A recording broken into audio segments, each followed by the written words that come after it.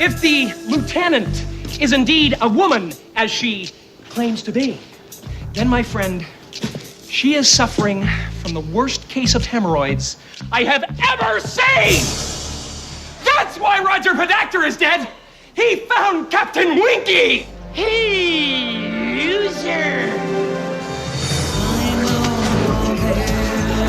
If you happen to be transsexual, Ace Ventura might forcibly disrobe you in front of others, point at your genitals, and call you a lahu za her. This is spoilers.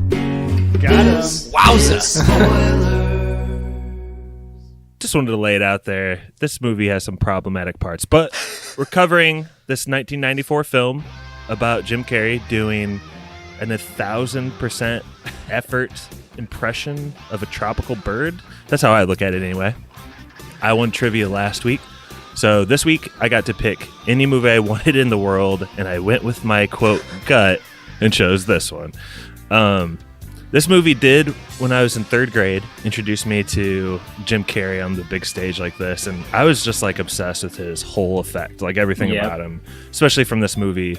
It's pretty crazy to think about this movie, The Mask, and Dumb and Dumber all coming out within a year. Like, that is just a blast off for Jim Carrey. But before we blast off the plot of Ace Ventura, Pet Detective, when to pass it around, introduce everyone in the group. And the question we got tonight is, what is your personal Ray Finkel moment? So you or someone close to you, like, really blew it in the clutch. And it doesn't have to be sports related. I gave you guys this question earlier, so if you interpret it differently, I guess I'd love to hear that too. Let's go west, which is best, to east. Start off with Kylo, Ren, Corey, and Simi Valley. Yes, this is Corey, also known as Kylo Ren Memes, recording out of Simi Valley, California. I was thinking about what you asked. I don't have any like major Ray Finkel big moments, obviously, because I was never a professional football player or anything like that. In fact, I'm very unsuccessful. But when I was in high school, I was in a band, and we were doing a live show at the school for the school to see, the whole school to see. And this show was built up for a long time. Like, there was even like a in-school rewards system that the teachers put in place where, like, if you didn't get any demerits or whatever, you get to come see the band. Otherwise, you don't get to go. So, like, there was incentive for people to come see this. It was a big thing.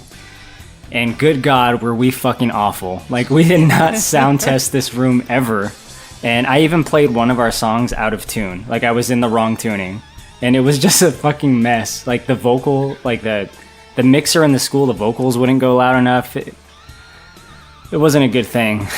I didn't feel very good about it afterwards. What was the band name?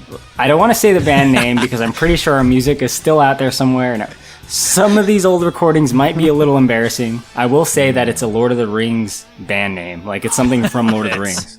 We'll get that band name and we'll put in the show notes. Who's next? Pappy, you're all the way in Denver, right? Yes. This is Pappy. Now we're going to do that. We're going to play that music at the end of the episode. So stick around for that. But this is Pappy recording from Louisville, Colorado. I've been pretty lucky in my career, and I had a job for a while. I was like supporting this meeting application, and they would sometimes like fly me places to support like large professional meetings.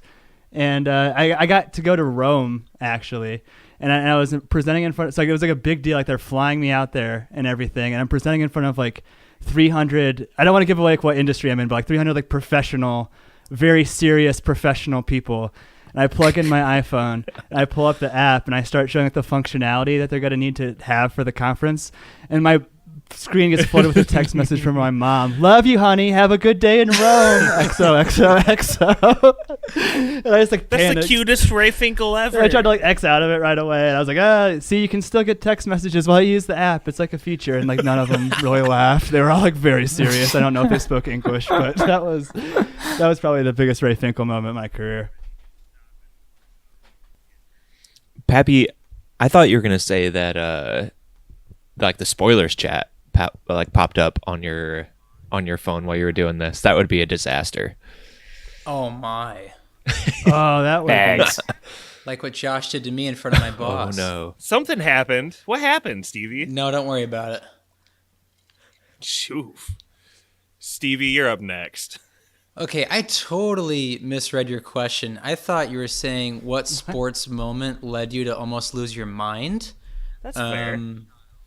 But my Ray Finkel moment happened as a young child. Pappy and I were very involved in the Catholic Church growing up, and when you're involved in the Catholic Church, you have to serve. Oh, no. Pretty much, it's either bringing out the Bible, or bringing out the cross, ringing bells. It's a whole boy. show. Pap was a pro. I never was. But on my first time serving, I was in charge of bringing out the holy water, and my whole family came to watch me be a server boy. It was a whole thing. And as I was bringing it out to pour the holy water on the priest's hands, I dropped the glass containing all the holy water, and it just shattered so loud in the middle of service. It was rough. After that, Father- I never wanted to be good at serving at all. It was just awful. Father Joe's an asshole too. He was the scariest priest. Oh, if you for, messed up, he was a nice guy, but if you messed up serving, If you messed up, it was an affront to God. It was like so he was mad at you. knew I Like was you'd about. sinned. He knew I was about to cry. This young, portly 8-year-old, not knowing what he's doing, and he so calmly just said, "Go to the back and grab the other one." Which made me think it had happened before, but I'm guessing I'm like a story in the church somewhere. Remember that asshole that dropped the holy water? So how old were you, Stevie, when you were hurting the Bible and hurting God? I was 8 years old when I was affronting God. I'm sorry about that, my man. As a non-Catholic, how much holy water do they keep on tap? A lot. On tap. When they're out of holy water, they put a little golden. When they're out of holy water, they put a little golden chalice over the tap. Actually, I think I'm up. Yeah. And when I played basketball, I finally was a good player when I was a senior. And in the sectional, so it's the tournament in Indiana, 1 loss and you're out. We were playing Penn. It's towards the end of the game, we were up by 8. But I was just doing an out of bounds pass, and Adrian, who was our point guard, was getting pressured. I just basically threw it straight to the guy guarding him. And then in the out of bounds play ensuing to that, I threw it to that same guy again, and all Pulled of a a sudden water boy up. twice? We're up by 4 now, and I'm just out of the game. It's pretty devastating. Luckily, we went on to win, so I didn't completely Ray Finkel it. But in a change to spoilers geography, I think we're gonna head up north to Michigan. Yeah, We're not going west to east.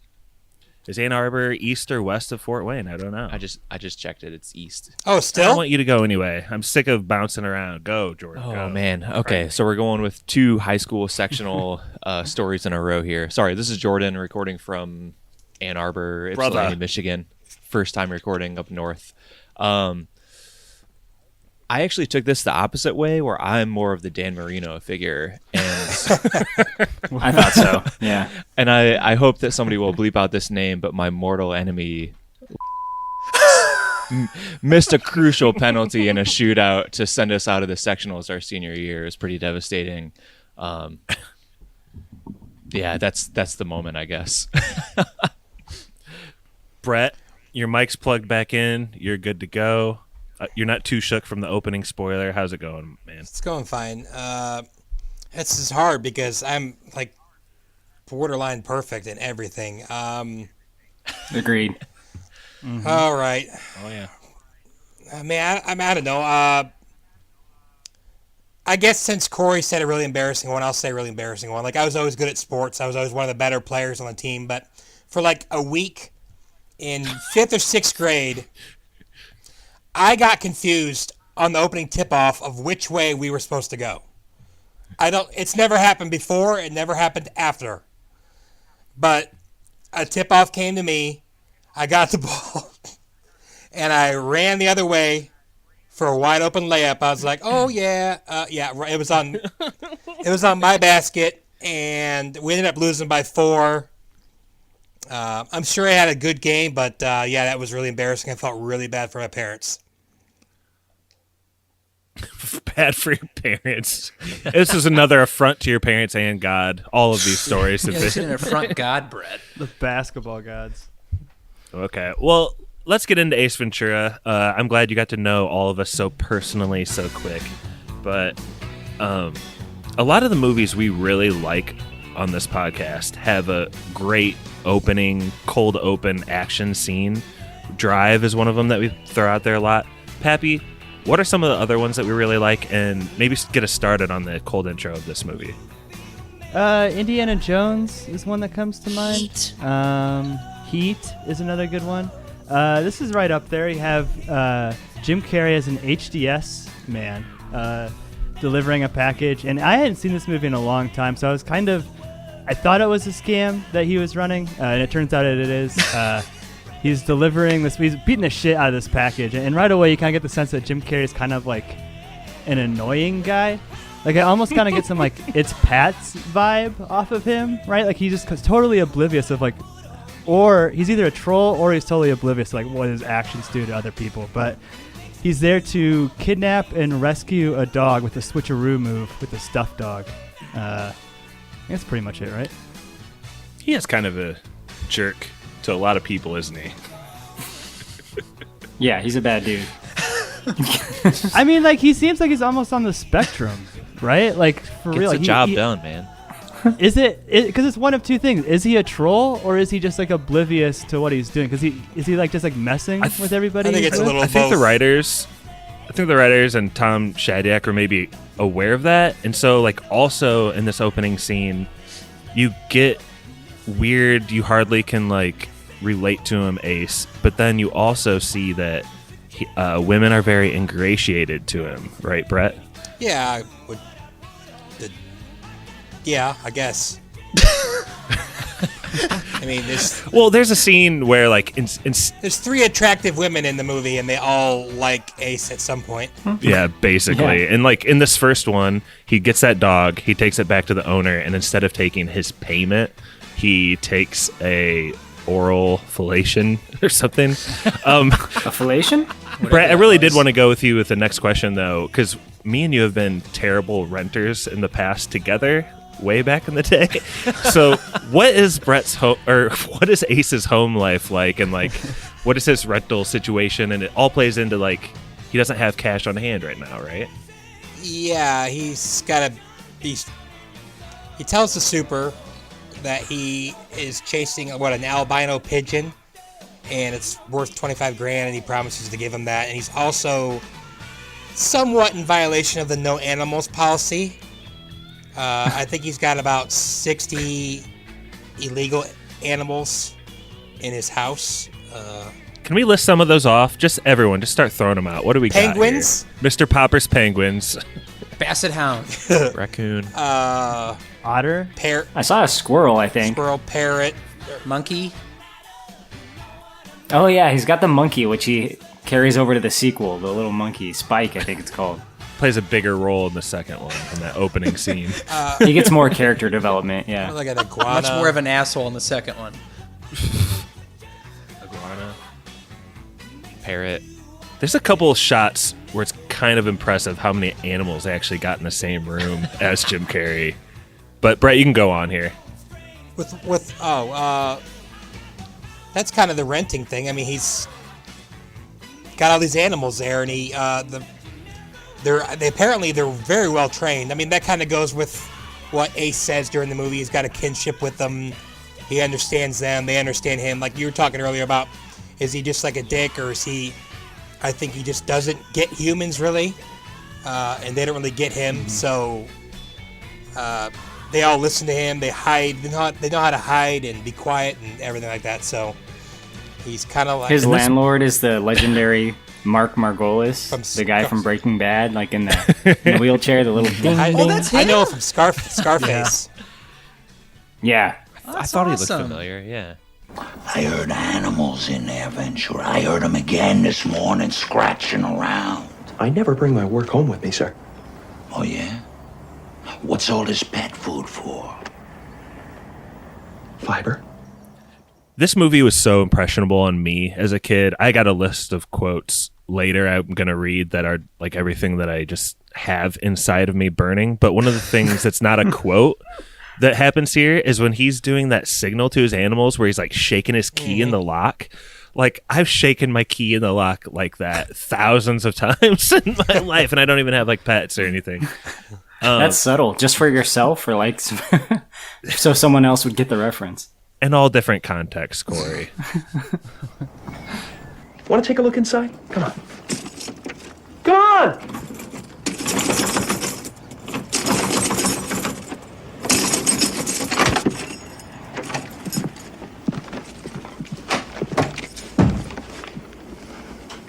Go ahead.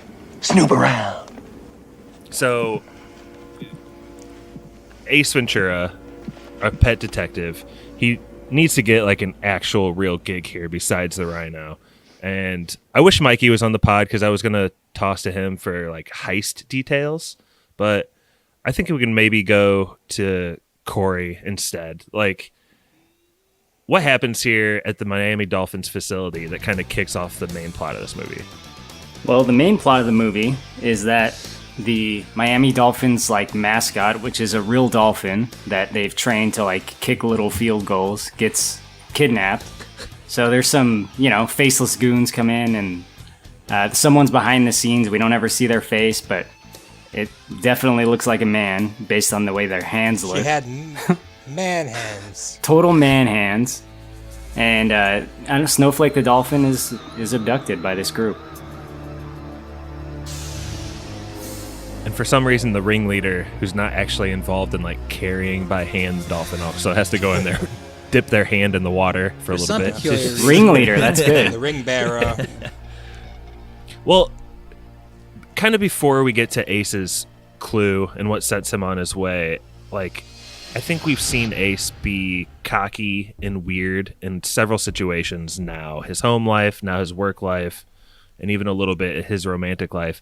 Stevie, got my first Stevie question for you tonight. Oh boy, what is up?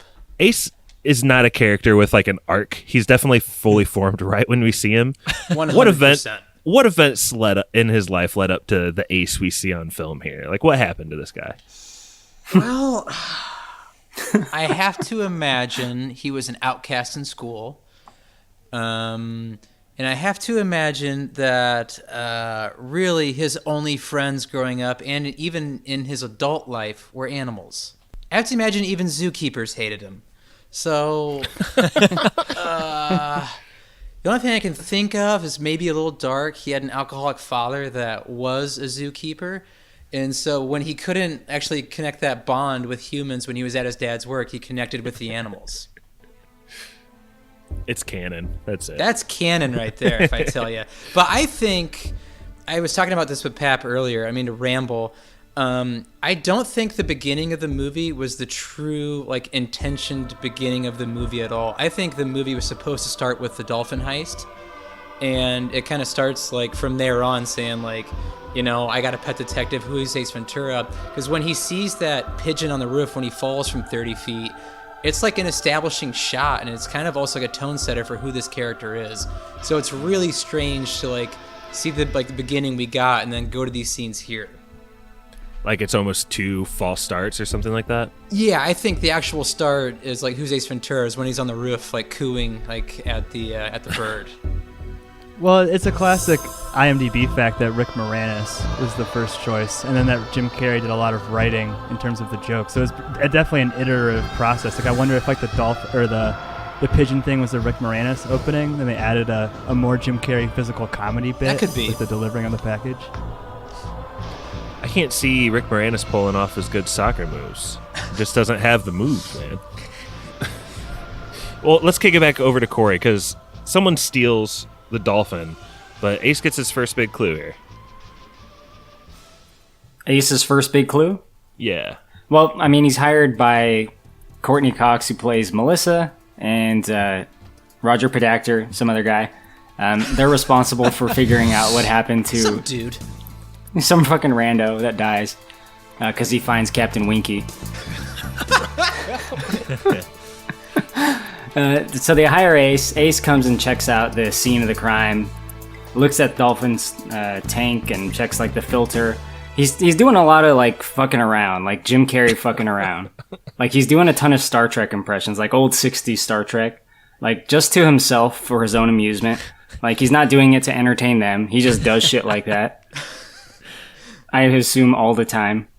Anyway, he eventually finds the big clue. Corey, do you find that funny? Because I know you're not a big comedy guy, but I know you're a big Star Trek guy. So I was wondering how you felt about it. No, not particularly. That shit's worn out, bro. Like, is it worn out in 1994?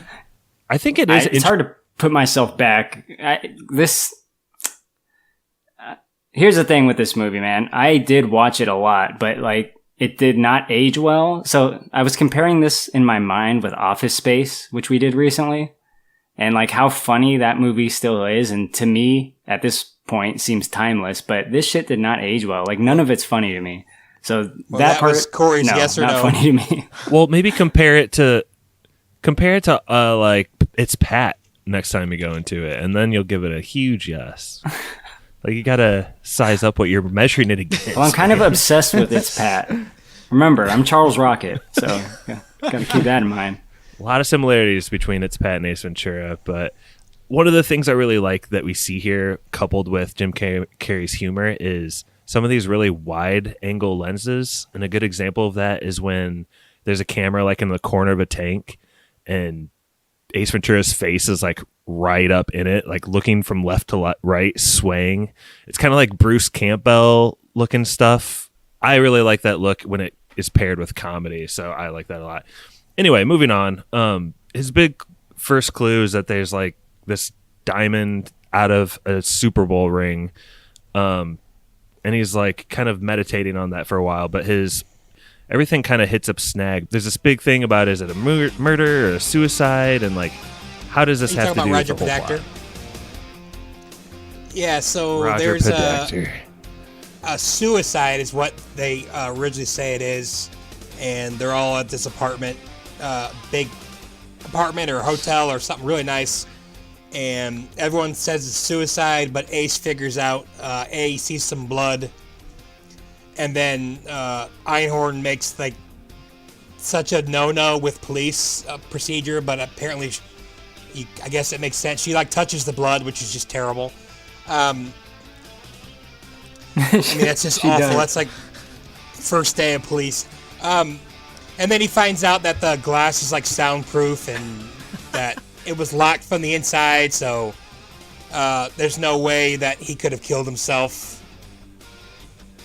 Because a neighbor heard him scream, but if he was outside and the door was shut, she wouldn't have heard him. So all of a sudden it's a murder, and everyone kind of has to believe him.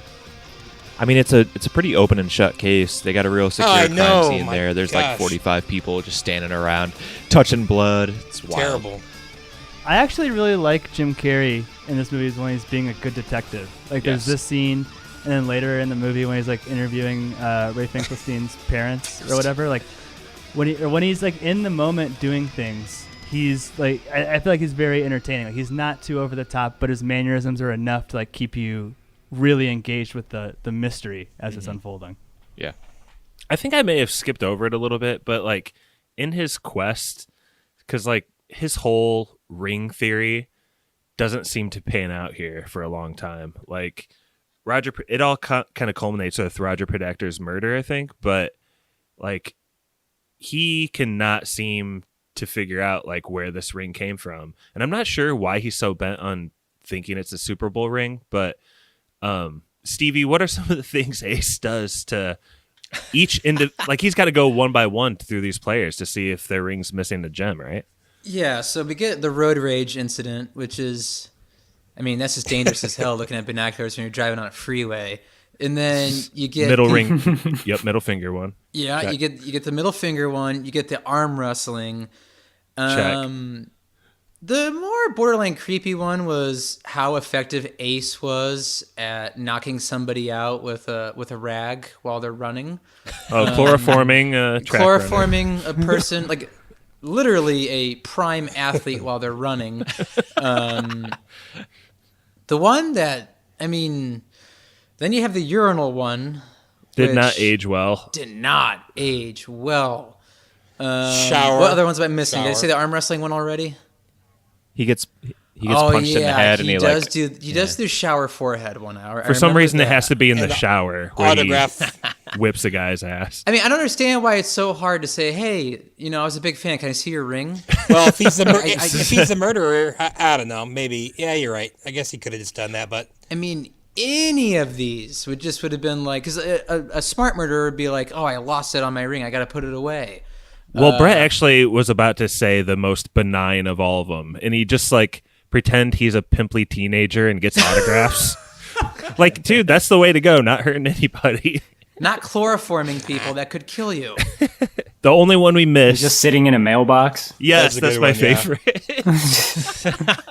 It's so Looney Tunes. He's hiding in a mailbox. It's so fucking stupid, though. It's not a Super Bowl ring. It's an AFC Championship ring that these people are wearing in the shower while they work out. What the hell? That doesn't even make any sense. Even a billionaire. While they kidnap dolphins. It's so dumb. Hey, Pappy, how many AFC Championship have you won? I wouldn't. What, do they even give those out? Would you wear a memory of the most tragic Super Bowl loss of all time constantly? Well, do players even wear these championship rings, or don't they just put them in a trophy room? Oh no, they wear them in the shower all the time at the gym. My brother had one, and he wore it for a little bit, like a year or two, but he stopped doing that. Oh, what NFL team did he play Guys for? wear their high school class rings. He didn't play for. He got a conference championship for college. Oh shit, not bad. So there is a certain segment of people that do wear these type of things forever, I would guess, and they have just kind of said for plot purposes that just happens to be every Miami Dolphin from this team. They made a pact. Especially when they're committing heists. Yeah. Even to the point where a billionaire landowner is also wearing the AFC Championship ring at his party. Let's please not forget that scene. Jordan, briefly just take us through the scene because it has some parts that I thought were really funny when I was 9. Yeah, I mean, Ace goes to what's his name, Robert Camp. He goes to his party with Melissa, who's the Dolphins staffer person, and he has Melissa basically distract Robert, who seems really into her, and he sneaks out through the bathroom, locks the door, and manages to almost get eaten by a shark. And I don't think he really finds much of anything in all of his adventures until the very end of the night when he steals a quick glance at Robert Camp's hand. Am I wrong there? No, at the end of the party, he grabs his whole arm and do you remember that with Camp awkwardly pulling away from him, and he also has a cane, and he's so mad but staying dignified. I got two things real quick. One is that's what Udo Kier, three movie club. Mm-hmm. He's in the worst part of Suspiria, where he's the one who does the exposition dump when she. But he's not even really talking, right? Isn't he getting dubbed? Basically, yeah. And also, I know quite a bit about sharks, and if that tank looked as small as it did, and that's a great white, that shark is just freaking not gonna it's just awful. You mean it's inhumane? Yeah, he's got to swim to live, and just swimming in a tight circle like that. Yeah, that'd be bad. Real dizzy. You don't know how deep that tank goes. Tank's deep. I couldn't remember what happened in this part. I had figured that Ace was gonna somehow end up in the tank behind the party or something like that. I was hoping for that. I think Udo Kier is probably my favorite bit of this whole movie. I don't know. He's not funny, but I just like him. His concerned and bewildered facial expressions when Ace is talking to him. I don't know. He just does it perfectly. Well, we kind of get into what you're talking about too, Corey, where Ace Ventura tends to do a lot of things that entertain himself, which is a really weird character choice for Jim Carrey to make. But he does the Mission Impossible moves completely unnecessarily, all the way to this tank. So we get a quick Mission Impossible reference, and then I don't know, Pappy, did you enjoy the Jaws shout out at all here? Did you take anything positive from this? I like the Mission Impossible stuff more than the Jaws reference. The music plays, and it is some pretty great. like I said, he's a master of physical comedy, and his energy level is just at an 11. It reminded me a lot. I just happened to watch Aladdin the night before I watched this, and it reminded me a lot of like Robin Williams' performance in that, where he's just like, his energy is just driving the movie forward and carrying every part of the movie. So I thought that was cool. And then when he comes out of the bathroom and like, don't go in there, that's like a pretty classic line, right? That's like a meme. Yeah, that's almost. like the big trailer moment from what I remember. And this movie is only 86 minutes too. So if they like cut out him walking for 3 minutes, it's an 83-minute movie. But kind of. Can we talk about that now? Isn't there like a deleted scene or alternate cuts or something? We had a group thread discussion. Yeah. So after he checks out the tank, which is the scene that I was describing earlier, my VHS copy, and a few of us apparently, had a moment where he comes out and he talks to the press. And I think he's... That's it. What is he doing, a German thing, Brett? Yeah, German, because his name's like Heinz or Crowns or something. I don't know, yeah. Yeah, I mean, I remember that being like one of the highlights of the movie for me as a kid. Who the hell is that? That's Heinz gets velvet. I am trainer of dolphins. You want to talk to the dolphin? You talk to me. What happened to the regular trainer? What happened to him? What happened to me? 7 years I'm with the breed. We are making the dolphins disappear, and then Roy is coming with the white tiger and the stuffing in the pants, and I'm gone. Where is Snowflake? Why do you care about the dolphin? Do you know him? Does he call you at home? Do you have a dorsal fin? To train the dolphin, you must think like the dolphin. You must be getting inside the dolphin's head and communicating. I'm saying to Snowflake, and he is saying, It's strange that like the Netflix and I guess DVD doesn't have it. Pappy, you were saying you like looked it up. It's not on the DVD. It wasn't in the original theatrical cut. It was on the VHS, and then it's not on the Blu-ray. So go figure. I don't have any details on why those decisions were made. Probably to sell more copies of Ace Ventura to people. There's like a longer cut. There's like a cut scene, and you could actually, this is like the only one I could actually tell. If I'm not mistaken, I could be wrong, but at the beginning, when he's at the Cannibal Corpse concert, to me, there's obviously a cut scene when he like gets thrown into the little basement area, and he's like, "Gee, thanks." I think I remember them being a longer Cannibal Corpse scene, and mercifully, they cut that because Cannibal Corpse is the freaking worst band of all time. No, I do like that moment too when you just have to like your mind fills in the gap why someone might throw Ace Ventura into a wall. Like I get it. Then bro. you watch like 10 more minutes, you're like, "Oh yeah, I get it." I think he tries the mosh is what happens. Yeah, I remember the scene when they actually, if you watch it on TV, a lot of the deleted scenes are on there. And I remember my brother had a bet with someone once because he was like talking about a scene later in a bar. My brother's like, "That's not in the movie." He's like, "Oh, I promise it is." And he's like, and it's a cut scene, and it's super jarring when you watch it on TV because it's all these cut scenes that like someone like me or Corey or Josh who grew up watching this, we'd never seen before.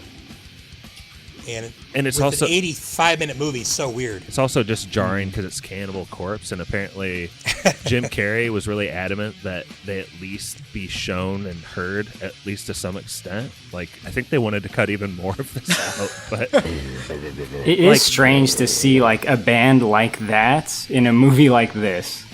Definitely strange. Corey, was your band better than that? That day. No, I don't think so. Corey, this is very much, again, like, It's Pat, though. Like, a weird real-life artist. Like, Ween in It's Pat, Cannibal Corpse in this. It's just bizarre. But we determined that Ween is the greatest band of all time on the It's Pat podcast. Yeah. Shout out to Ed from Yogis.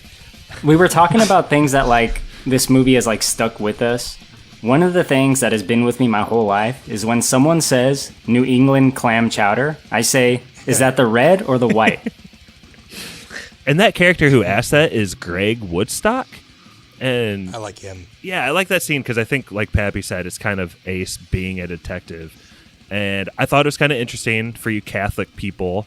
Greg calls Ace Ventura Saint Francis, and that's actually the patron saint of animals. Animals, yeah. And then they call each other Mandingo and Manoshevitz after that? Mangina.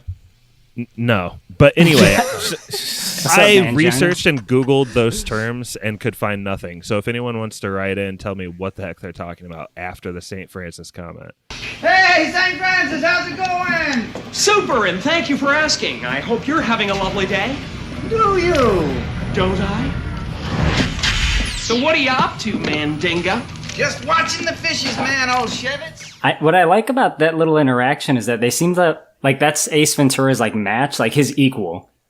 No one else really is his equal in his mind, at least in that way. And I feel like that guy is, or maybe like a mentor figure in a way. I don't know. That'd have been a great plot twist if he was Ray Finkel.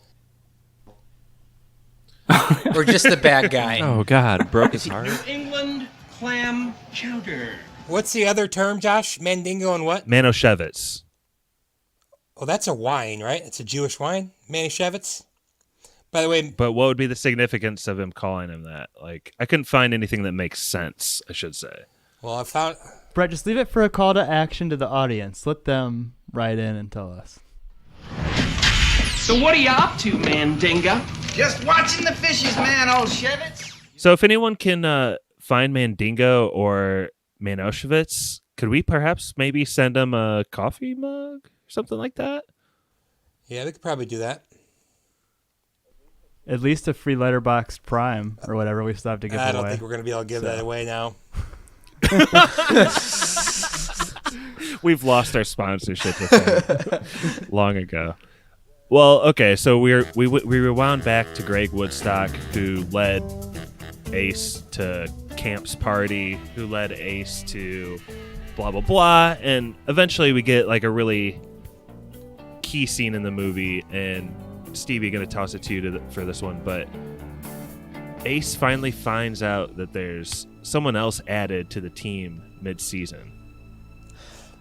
Yeah, so he's all out of answers. He's in a point of despair. He has no idea where this case is leading, where it's not. Time is running out. And from way too far away does he pinpoint a person on a poster that no one could see from where he was at. But we come to find out that they added a kicker named Ray Finkel. And Ray Finkel was not in the team photo because he was added mid-season, like you said. And this also didn't age well, but Ace learns that, pretty much learns where Ray Finkel's parents are in the armpit of Florida. And that's where it takes us next. Well, what is that hometown and the aesthetic? And there's a few deleted scenes that actually take place in this town, but fill us in on what it's like there. Home of Ray Stinkle. Yeah, it just seems kind of one of those forgotten towns. Like they used to have a plant, and the plant shut down, and everything went to the wayside. But Ray Finkel's parents never left because his mom thought he was coming home at any moment. But one thing I always tried to do growing up when Ray's dad pulls the shotgun, I always tried to do that speech as a kid, and I could never just get it quite right. Like that's as far as like my Ace Ventura quoting went. Can you give it a try now for us? No, but in my youth, I could probably get it close. Well, what is it like? At least start it, and then I'll play the clip. He does a, and that's all I got for you. What do you know about Ray Finkel? Soccer-style kicker, graduated from Collier High, June 1976. Stetson University honors graduate, class of 1980. Holds 2 NCAA Division I records, one for most points in a season, one for distance. Former nicknamed the Mule, the first and only pro athlete ever to come out of Collier County, and one hell of a model American. Soccer-style kicker. I could still do my rock speech, but you know. Can we get the rock speech? No. Wait, Stevie, what didn't age well about this part? I love this part. Might be my favorite part of the whole movie. Well, it's just kind of linking mental health to becoming transgender or transsexual. Like if you lose your mind, is what's going to happen to you. That kind of thing. That's what didn't age well, Pap. There's also some casual dementia with the grandma that's played for laughs. Well, I don't have a problem. That's definitely down the road for when he finds that out. He has no clue here for that part. This is like when he goes in the room, then the room is just like laces out, painted everywhere in blood. Die, Dan. He's quite the sportsman, isn't he? To movie club. What else was she in? Ghostbusters. Oh, duh. Oh, of course, nice. yeah. Opening scene. Yep. Great cold open in that movie. Oh, yeah. So Jordan, Ace meets the parents, and they're like sweet but on edge because like the villagers still remember the Super Bowl and hate Ray Finkle, and they've had a lot of death threats. But Ace poses again. Ace kind of poses as like a boy who just is obsessed with Ray Finkle, and he goes up to his room. He plugs in this display, and he plays a movie. And I guess I want to toss it to you to explain to maybe a non-sports person, like, what actually happened to Ray Finkle in the game. The Dolphins were losing by 2 points towards the end of the game, and he misses, I think they say it's like a 26-yard field goal, which is, chip shot. for all you non-sports people, very short. I didn't feel like very much of a sports person when I had to like actually think about this. Like, wait, this didn't actually happen, right? No. And, yeah. My young self thought it was a true story. I did too. My young self yesterday. It's true in one of the source code dimensions. 5 seconds to go here in Super Bowl 17. Dolphins trailing the 49ers by 1. This will win the game for Miami. There's the snap. Marino holds the kick. And it's wide. Oh, no, it's no good. Ray Finkle blew a 26-yard field goal. I don't believe it. The Dolphins lose. The Dolphins lose. The Dolphins lose the Super Bowl. Oh, no. But yeah, it's pretty brutal, and obviously like the whole city hates him. And then like even after the tape stops, like the mom is like, laces out. And what's that whole thing about? What does laces out mean? Like, why? What? I'm not a football guy, man. If the laces are in, it's you don't get as flush of a kick on the ball. I mean, it's if you see like a kick in an NFL or college game that's shanked. Honestly, if you look at the replay, a lot of times the laces are in. That's why the holder gets it, puts it down, and spins it. Because you're not really getting a flush kick on the ball if you're kicking the laces. So it's like the number one rule for a holder. Well, actually, get the ball down is number one, but yeah, laces out, Dan. So, Ray Finkle did nothing wrong. It's honestly setting up to be the greatest 30 for 30 of all time. He's the collegiate single season point leader and the distance leader, and he joins the team mid-season, and then it turns into green fucking gardens at the end when they go to the house with all this rundown shit. It's amazing. Well, he finds out that Ray Finkle was committed to hospital. His mental health declined so furiously after all the fallback from this missed field goal that he like crumbled. And Pappy, we get probably one of the least problematic mental institutions in film here portrayed, wouldn't you say? Would you walk us through this one a bit?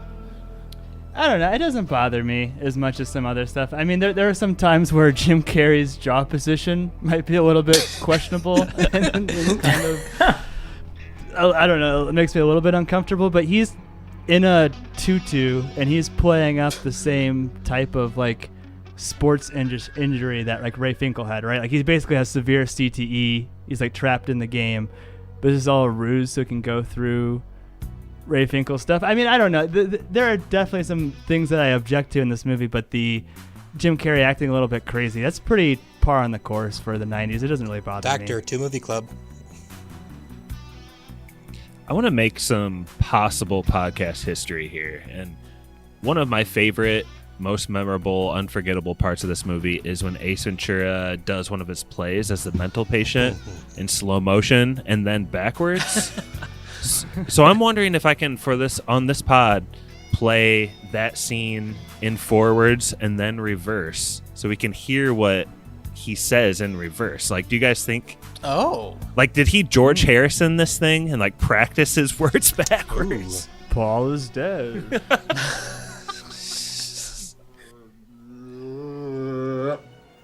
Let's see that in an instant replay.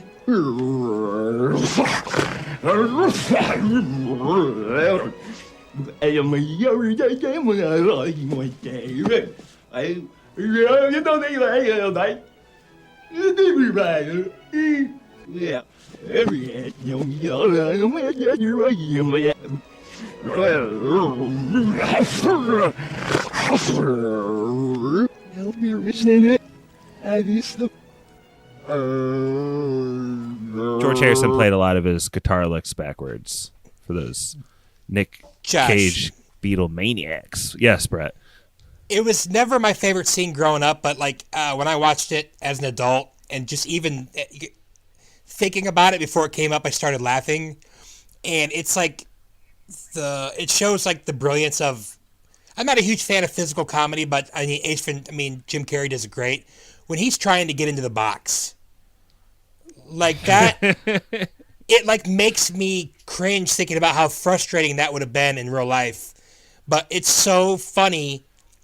Like, I'm guessing they just did it like a couple times and picked the best one. But like, I think it's so amazing. It looks so funny. He's trying so hard to get in the box, and it's not happening. It's so good to me. Well, and he rips it at the end of the take. Yeah. So how many times did they have to make a new tattered prop box for this scene? And this is my only critique of Pappy's, like, he's actually a good detective theory, is it's pure happenstance that he rips the box and he finds, like, a cutout of a newspaper article, like, under his ass after he rips the box. Yeah, but he would have looked through it anyway, right? He would have grabbed it and taken it, right? It felt like he was on his way before that dude started coming in the door. Guess we'll I do never not know. like your hot take right now, Jordan. Ace Ventura is not a good detective? Come on. But I was going to mention that he... Wait, so Josh just Warrior, you set me up there. What do you think about the mental institution portrayal?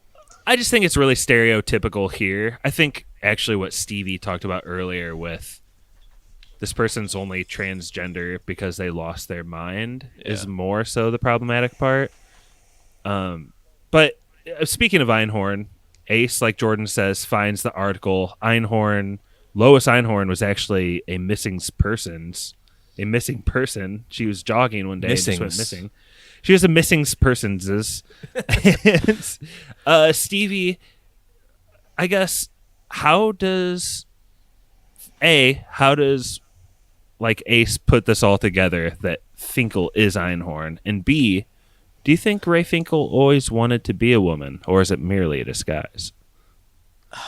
See, that's what's so hard to tell. Disguise. They leave none of those crumbs with the parents, you know. But how would they know? At least because they don't know Lois Einhorn. But Ace and Einhorn have a makeout sesh in her office, and he makes the line, which seems like a joke at the time, but rather important. I think he says that is that your gun in your pocket? Your gun is digging it. Your gun is digging into my hip. Gun is digging into my hip. Man, that seems like such a throwaway line, but man, this is good writing. When it comes back full circle, it's not a gun and all. It's actually a penis. Did you notice the banana in between two apples on her desk? A subtle imagery to the cock and balls. Subtle. Get it? Did you also know the first time he sees Einhorn in the movie, he says, "Holy Testicle Tuesday." Whoa! There's so many breadcrumbs for and was that QT dog a barks Ghost at her. Rider on this? Was this a Quentin Tarantino Ghost Rider 3 weeks in a row? No, this is basically sleepaway camp right here.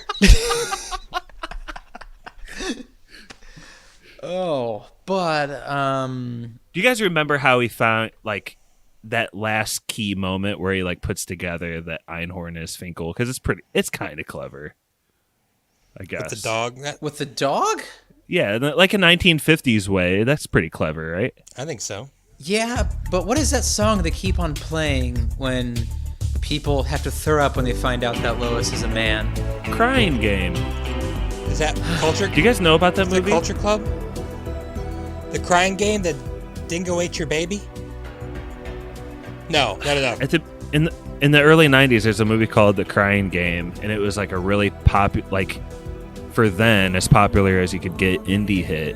And in the movie, the guy is like, has this really romantic affair with this younger woman, and towards the end, he's disrobing her, and there's like this really famous scene where she just has a big old penis right in his face. That movie is a little more like subtly done, a little more educating on the whole trans topic, I think, if I remember correctly.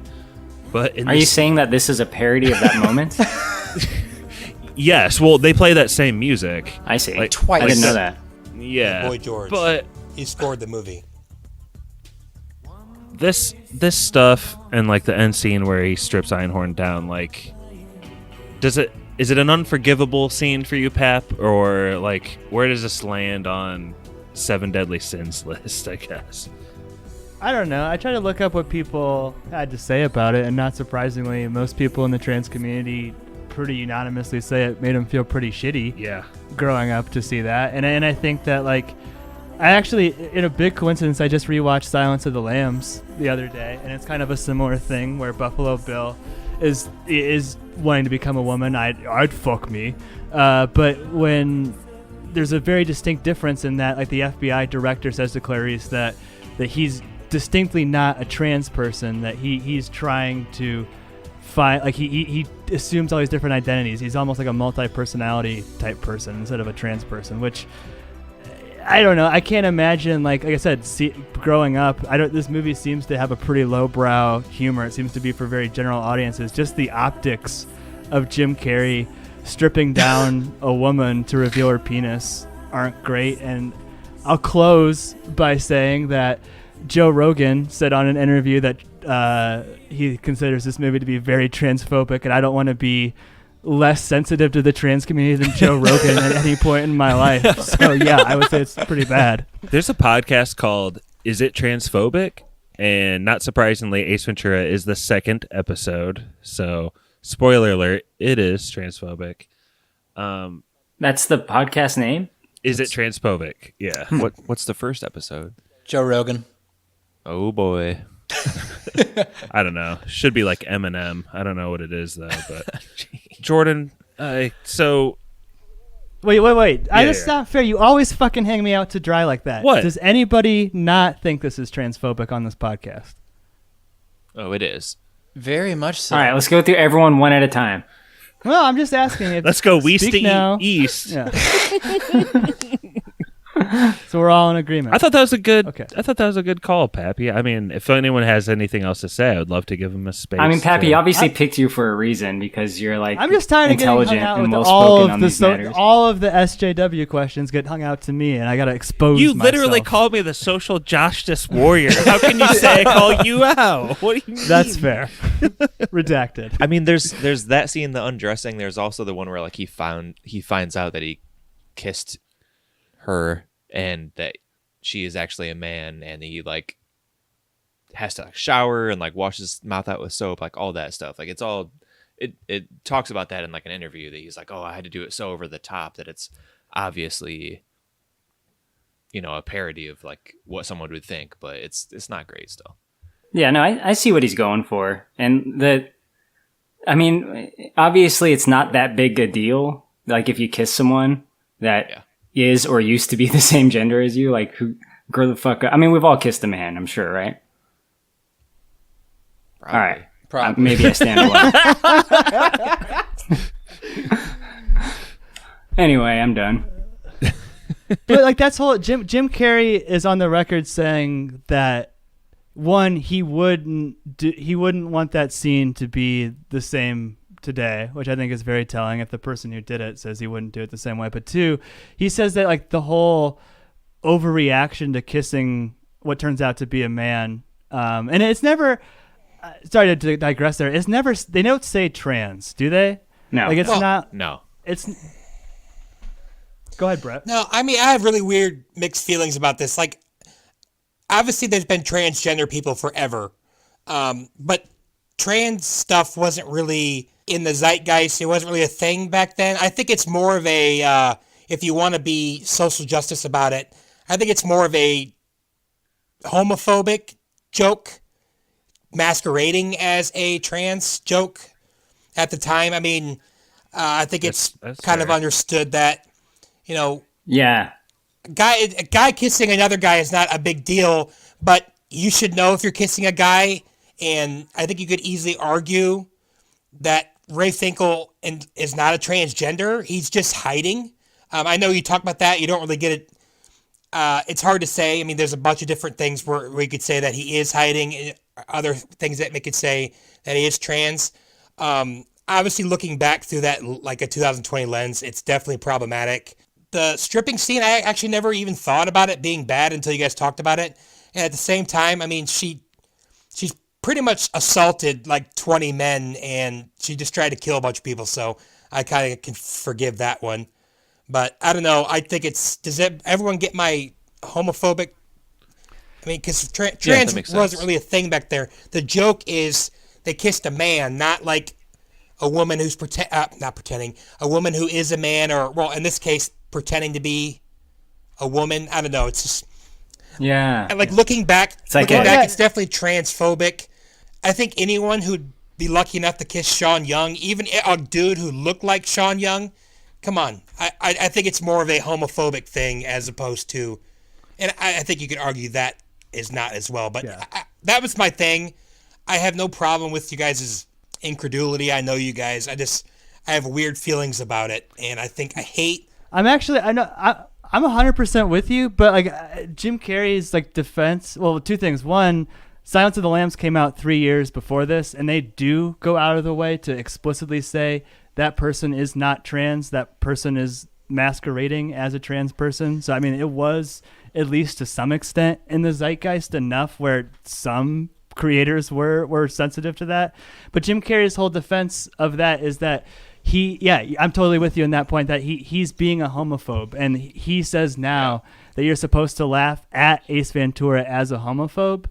But I don't know if that worked for me, only because of the fact that like Jim Carrey is so magnetic, right? Like I like Jim Carrey in that it's hard to swallow that like interesting dynamic good detective is also like a super homophobic person. That kind of just changes the whole flavor of the character. Again, I just don't. I mean, there's a lot of, even if it's not the Jim Carrey character, there's a lot of like when they find out, there's just a lot of like ew, like that kind of thing. It's not great. I always thought the joke more was that she just kisses. She likes kissing people. I mean, every single person on the force she's kissed. By the way, a lot of the time that we've seen her do it, she's not getting consent from anybody, but that's a different story for a different day. You should get to choose. I don't know. I understand. I didn't mean to. Just one last. I think we're all on the same page. Don't get me wrong. Transvestite, and as Josh said, transsexual was in the lexicon of the back then. I'm just saying that transgender's kind of taken its own thing. But I mean, obviously, transvestites were a thing. Did he actually say transgender in Silence of the Lambs, or did he say transvestite?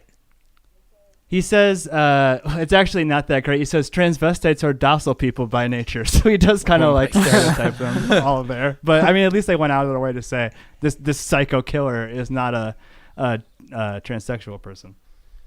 Well, transsexual and transvestite are different. Yeah. I know what you meant. But just as a kid seeing this, and I've talked a couple times about how impressionable this movie was on me. Again, I think just seeing the woman or the man who's, quote, trying to be a woman as such a negative thing is, and it's not like all this movie's fault, because like this movie is probably way more popular than it ever should have been or deserved to be.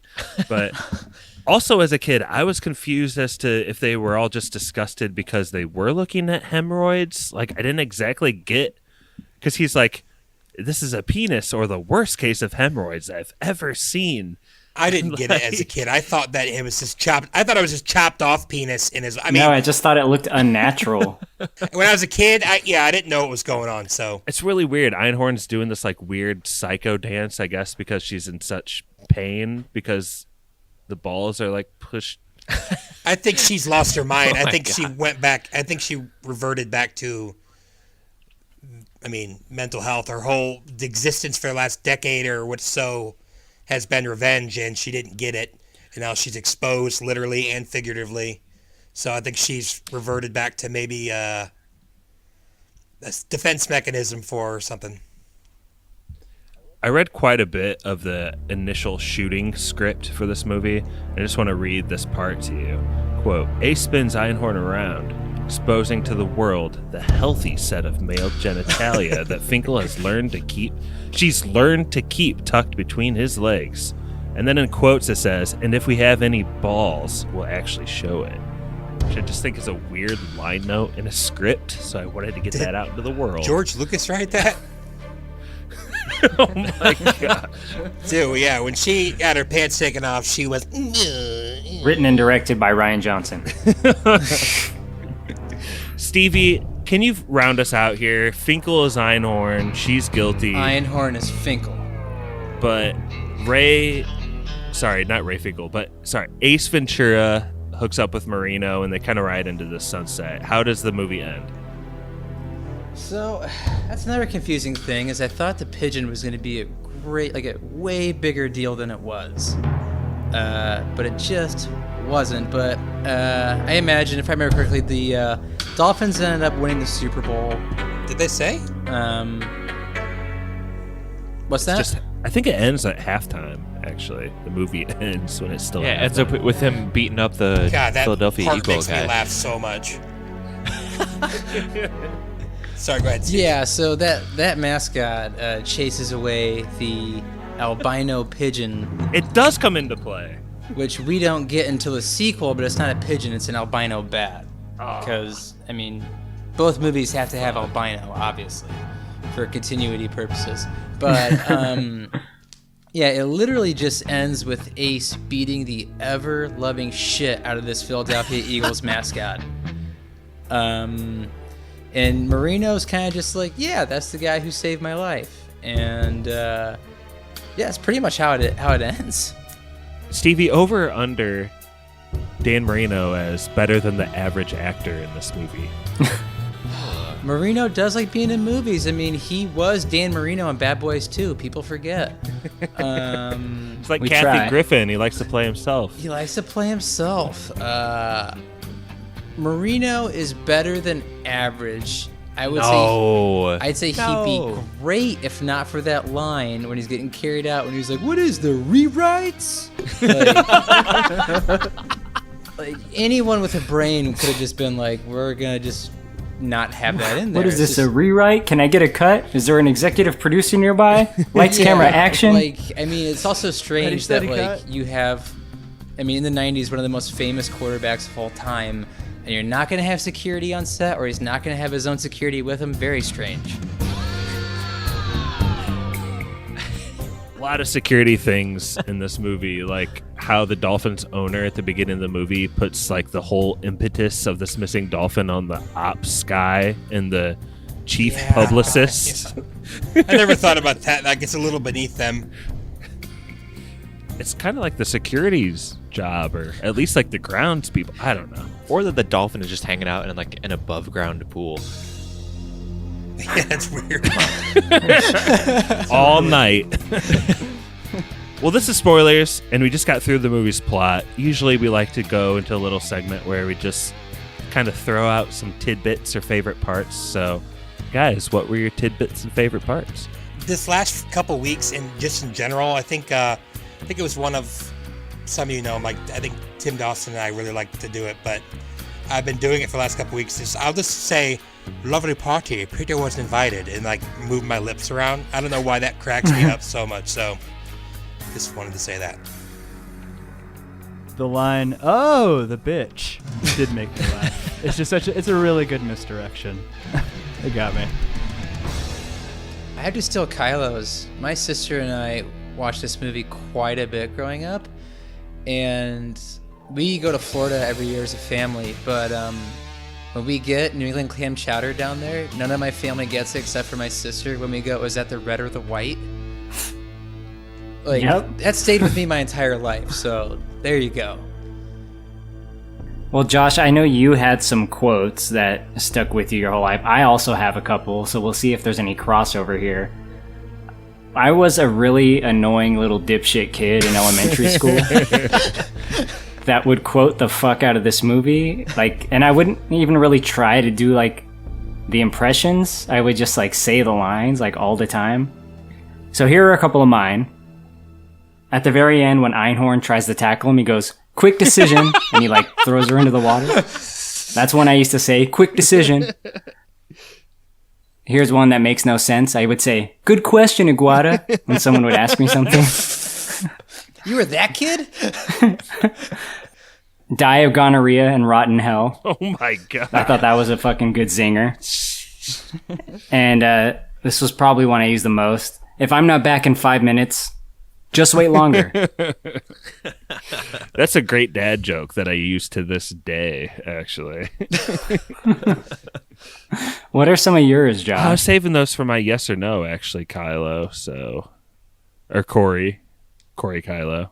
Jordan, do you remember me watching this? Did you like this? You're a few years younger than me. I'm very curious as what just your idea of this movie is. It's really weird because I remember watching it with you like a ton. But when we actually started the movie, I was like, I have no idea what actually happens here. Like, it seemed like a pretty fresh watch.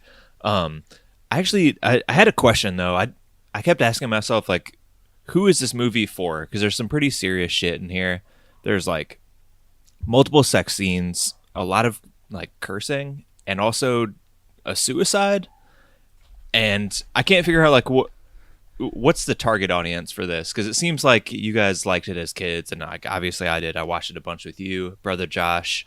Is that what it is? But so many like 8 to 12-year-olds loved it too, you know? Yeah, that's what I'm saying. This is a 4-quadrant film. This is for the entire family. You're probably right. Oh. I mean, families probably went to go see this in theaters. 100%. It's not like a Disney movie where it's like, oh, the parents pick up on this like subtle shit. It's like, no, a guy jumps off a building and commits suicide / is murdered. Yeah, and like there's a like Pixar a cock film and is a balls 4-quadrant. in underwear. Because he found someone's dick, yeah. Yeah. I couldn't figure it out. Yeah, the sex scene with Courteney Cox with the bed just like banging against the wall is kind of hard to explain away to a young kid.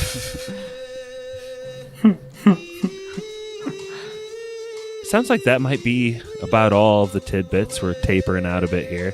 So let's get into yes or no's. Let's just go in the same order we did, even though it wasn't exactly west to east at the top of the pod. So, Corey, you're first. Okay, it's a no, dog. Not good. Not funny. I don't like it. It didn't age well. Jim Carrey bothers me. Tone Loc is in this movie for some reason. I don't know, man. I don't really like anything about this, except for maybe doing this podcast on it, so that's pretty cool, I guess. I shouldn't be that harsh. I like Udo Kier. I like the very small bit we get with Mr. Shikadance fucking on Ace Ventura's ass. He's the landlord. Sean Young's pretty cool. She's a good-looking lady. That's it. No. Pat. Yeah, it's a no dog for me as well. I actually do think that you should see this movie, especially if you're younger than us and maybe it wasn't a part of you. One, just because I think that the gender stuff is interesting, and I think people younger than us are even more interested in that. And so I think it's interesting to see how tastes have changed. But two, we really kind of downplayed this, but I think you should see this movie because this is the coming out party of the last great big screen comedy star. I mean, Adam Sandler's had a life on Netflix, but I don't think there will ever be a person in, box office movies, a box office draw, comedy movies as big as Jim Carrey. And like his year in '94 is such a monster year. Whether or not I like this movie, I do like those other two movies a little bit more, Mask and Dumb and Dumber.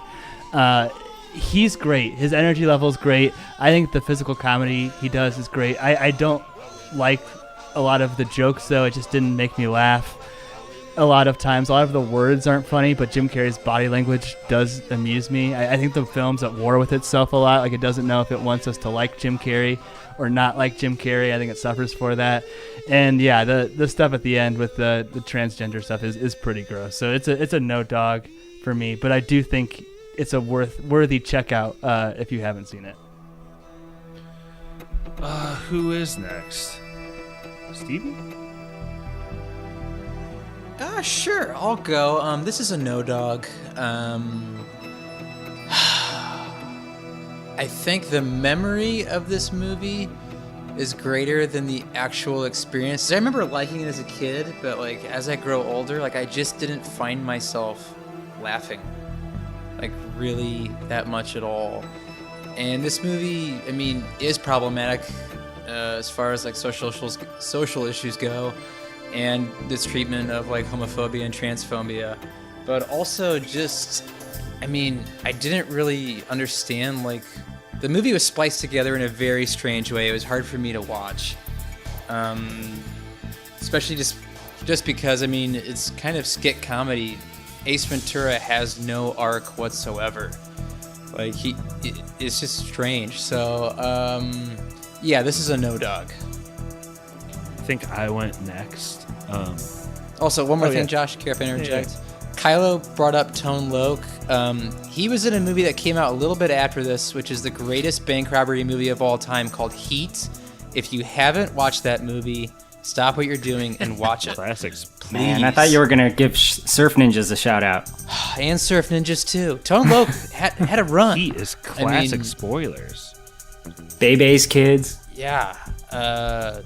Yeah, just watch Heat. Episode 89. And I'm probably going to do a 3-hour commentary on that movie at some point for this podcast, so just watch it. So some lines from this movie from Jim Carrey that will never leave my lexicon. Alrighty then. If I'm not back in 5 minutes, just wait longer. Like a glove. Lahu, Zahur. And this last one might be my favorite, even though it's not from Jim Carrey, but when the mascot from the Eagles says, "Yeah, blow me." Like, I use that all the time in elementary school, and I had no idea what it meant. So, you shouldn't say that to your students. What? When I was in elementary school. Good joke, guys. I'll give this movie a soft yes, just because mostly I picked it. I think Jim Carrey, he's a funny guy. He's classic cinema character. And if you want to really like study him and like kind of like Pappy said, like his coming out party, like this is it. And you got to watch this and The Mask and Dumb and Dumber and probably like Batman Forever and The Cable Guy too. Liar, yeah, liar. like there's some of his that you I think have to watch to really see where he and all of us were kind of at the time. But just for the nostalgia alone, and despite the problematic parts, which do not age well, I'll give it a super soft yes. So let's head on up north to my brother Jordan. Up net. My opinion. I edited that part of me out, so that makes no sense what you just said. Oh man. It's gonna be a soft no for me. It was gonna be a hard no, but I'm gonna channel my money Mike here and like thank Christ that it was only like an hour and 27 minutes or something like that. So it wasn't too bad. Pappy, we can have a maybe after credits discussion or a thread discussion about like big kickoffs for comedians, because I think there's a few contenders there. Like who? But yeah, it's a weird one. I did learn that I think Steve Carell and Will Ferrell would be up there. Will Ferrell. I could see that. Yeah. I don't know if Will Ferrell reached the same heights as Jim Carrey, but I think it's close at least. I don't know. Just a discussion, lighthearted, you know. I did learn that Courteney Cox's name has like an extra E in it in there somewhere, and I thought they made a typo in the credits, but it's nice that they made like a little Cougar Town crossover here. But yeah, it's a soft no for me. Dog. There's actually a ton of typos in the script that I read. Like, it's kind of ridiculous. It looks like they threw this thing together on a bunch of cocaine overnight, which may be partially true. Brett, you are the last, yes or no? Okay, yeah, this is going to be a hard yes for me. Let's go!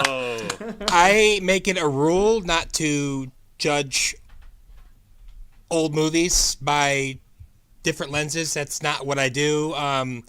I enjoyed this. Sure, if you heard my speech earlier, again, and I hope I said that respectfully, because I meant nothing but respect for it. But I think this movie's hilarious still. I mean, obviously it's not as hilarious as it was when I was a kid, but there's still so many things that I say, like I will say, like a glove, and like I said, the lovely party, and I just enjoy this movie. I've watched it maybe, every couple of years. I watch it in college a bunch, and watch it whenever it's on TV. So it wasn't like, oh wow, this is not as funny as it was when I was a kid, because I've watched it growing up. So definitely a hard yes for me. Also, somebody asked about Tone Loc earlier. Funnily enough, his second biggest song is called Funky Cold Medina, and it is kind of about a potion that allows you to date rape people, and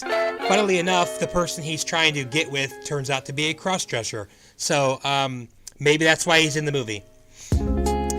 That's like Jordan and I's dad's favorite song.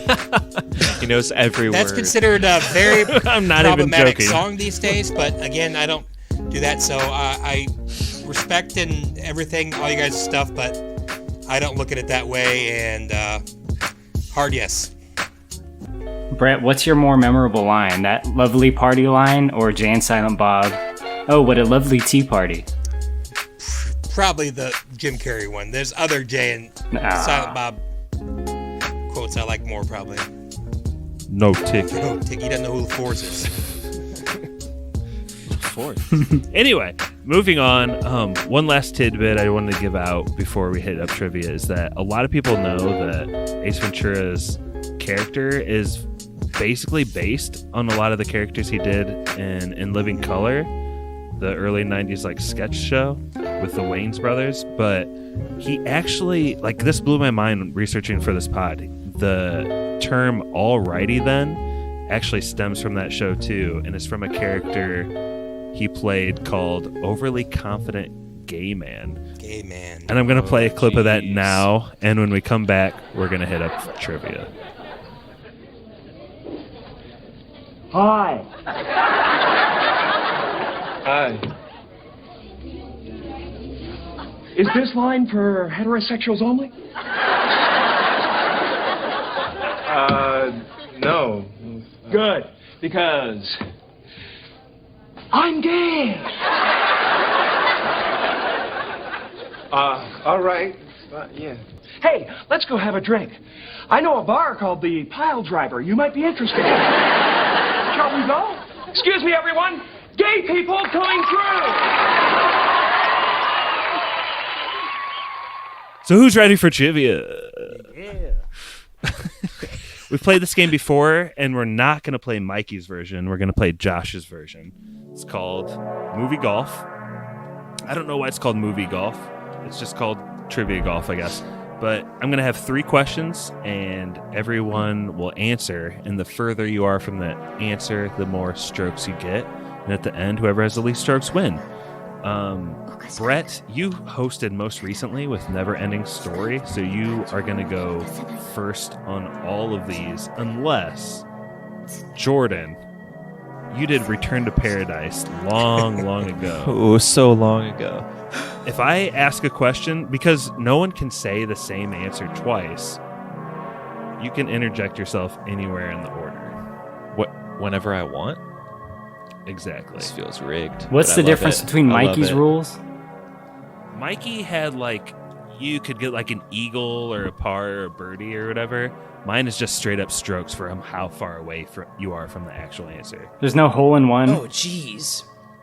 If you get a hole in one in this, you just get 0 strokes for that hole. You don't automatically. Thank you. That rule. But you're going to say the answer after everyone guesses, or what? That's how I won last week, so that rule's awesome. Yeah, after Josh wins, I'm cheating. Yeah, and now we don't get that same opportunity. Yeah, LeBron lames, Josh. That you're rubbing in our face right now. All right. Well, the first question, and Brett, you're up first, unless Jordan interjects, but Jim Carrey, we all know he acted like a toddler in this movie. but what age was he actually at the time of filming? 29. Stevie. Stevie, are you with us? Oh, you said my name? Oh, my bad. Oh, Stevie's researching. No, my bad. I'll say, what Brett say, 29? I'll say 30. Corey? Can't choose the same answer, right? Correct. What an advantage. 28. Okay. 27. And Jordan. I'll say 31. The actual retail price was 32. God damn it. Jordan has 1 stroke. Pappy has 5. Everyone else is kind of in between. So now we enter into our second question. Fosta was a rhino thought to be the oldest rhino ever. Died in Tanzania. How old was she? Dang. Brett. I have no idea how. We love animal questions on this pod. It's the best. I will say 31. Basically the same age as Jim Carrey. Stevie. Rhinos? How long do rhinos even live? I'll say 47. I chose this question because I basically chose Ace Ventura 1 so I can get to Ace Ventura 2 on the spot. Corey, you're up. What was Stevie's? 47? You said 47. 50. Pat. 51. Jode. 52. Jode. The actual retail How's it feel, price. Pappy? Not great, Bob.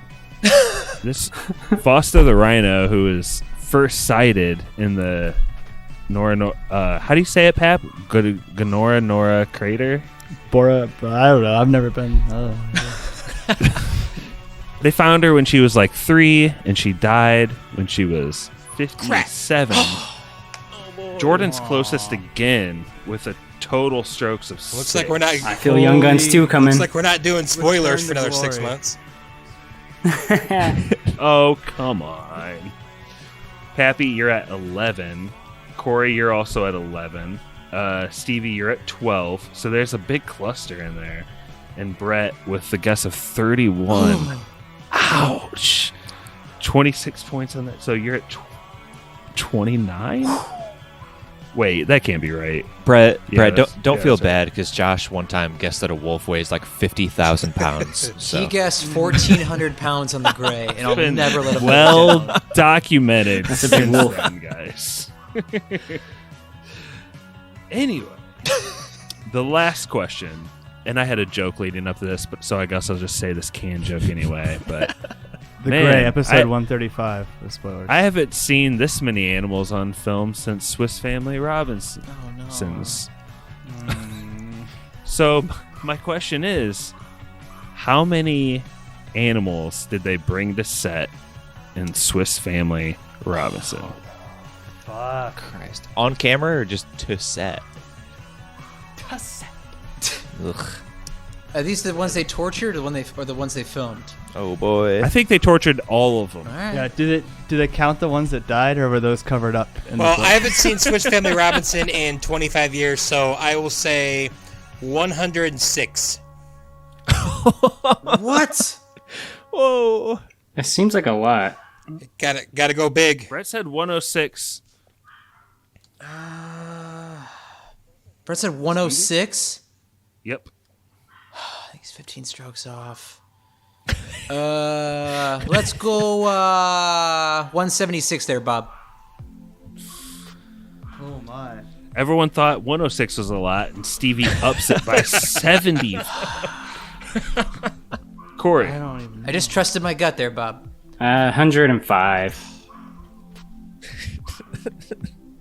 It's getting political, folks. Pappy? Jordan, this is your last chance I'm good. to move your order. Okay. Wait Give for me the Pat. guesses again. Yes, Sorry. Brett said 106. Stevie said What's up with that, Corey? 176. Why, Corey? And Corey tucked right below Brett with 105. 107. 104. God damn it. What is Stevie win? So the actual amount of animals to set, they brought 1 tiger, 2 anacondas, 6 hyenas. This is bullshit already. 4 They killed zebras. 4 tigers on set. Excuse me, Jordan. 4 zebras, 6 ostriches, 2 elephants, 2 giant tortoises, 8 dogs, 40 monkeys, and Oh, there it is. 100 flamingos. Oh no. Putting the total at 171. No way! What? You are the Let's winner go! with 17 total Damn it. strokes in the trivia. Stevie, golf guy. Big golf guy Huge golf nowadays. Josh, we golfing tomorrow? I think we're golfing tomorrow, bro. Are we, but no, before, for real, are we golfing? So I'll book the tee time now.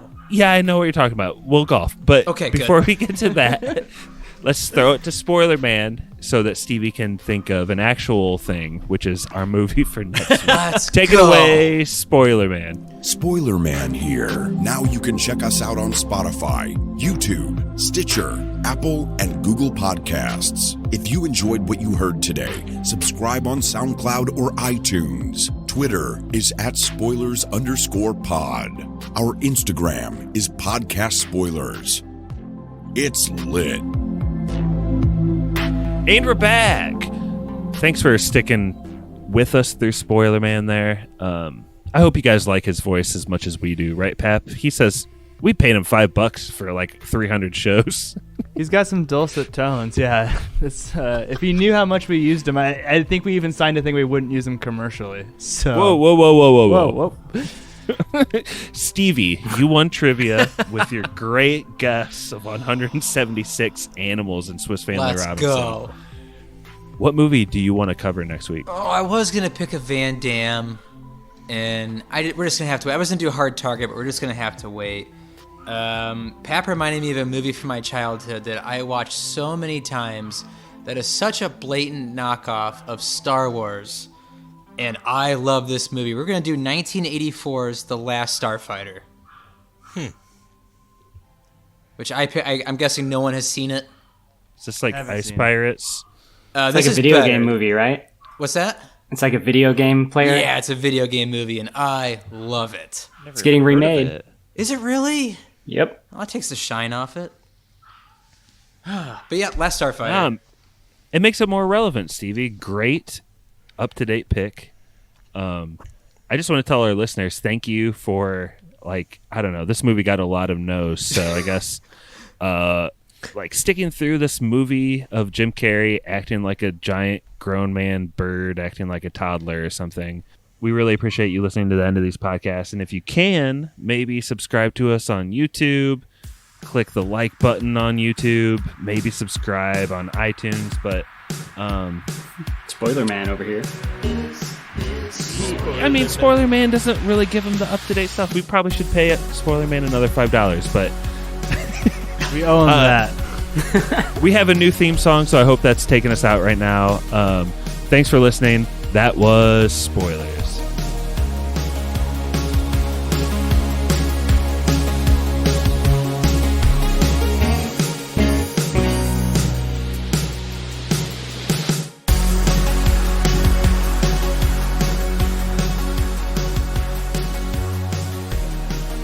Would judge you. Of course it's not going to be good. It's the high school band. Is it Elvin related, Corey?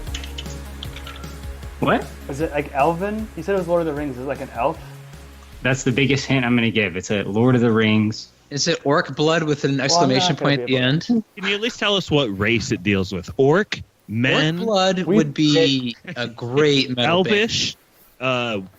Is it the Mire? Is it the humans? Or the Maya? orcs? Is it called We Cannot Wield It? Yeah, is it a quote? It's actually, so, nah, No, Corey! Please! Corey, please. I'm doing we can a make Google t-shirts. search of it right now. Please tell me the hijack is still running. For It's all still running.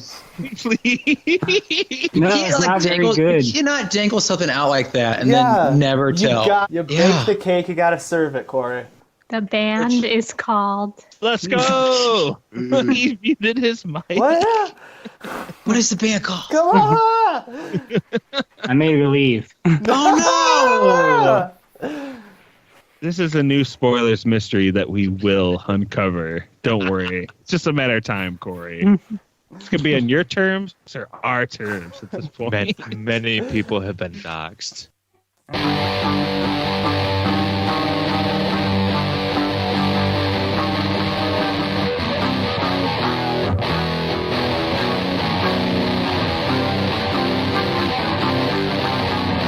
Rags and skirts on tonight as you shut your window to the cold and you lock your door and put out the light at the break of dawn.